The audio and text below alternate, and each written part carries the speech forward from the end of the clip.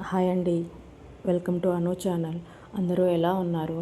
అందరూ బాగుండాలి, అందులో నేను ఉండాలని ఆ అమ్మవారిని మనస్ఫూర్తిగా కోరుకుంటున్నానండి.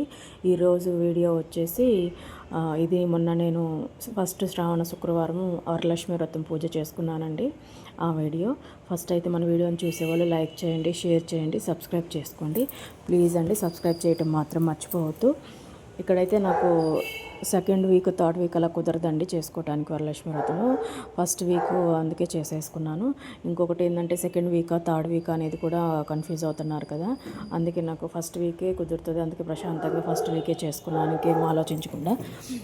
ఇక్కడైతే నేను మార్నింగ్ 3కి లేచి అన్ని ప్రసాదాలు అన్నీ ప్రిపేర్ చేసుకున్నానండి.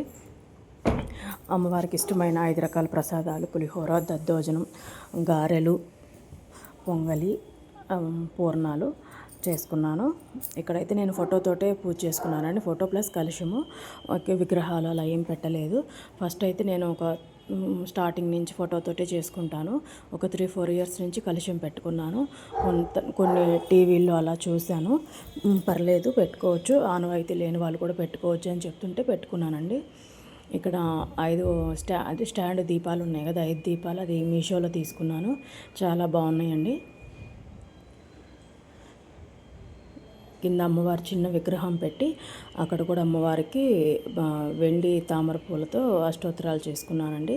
ఒక చిన్న నల్ల పూసలు అది వేశాను.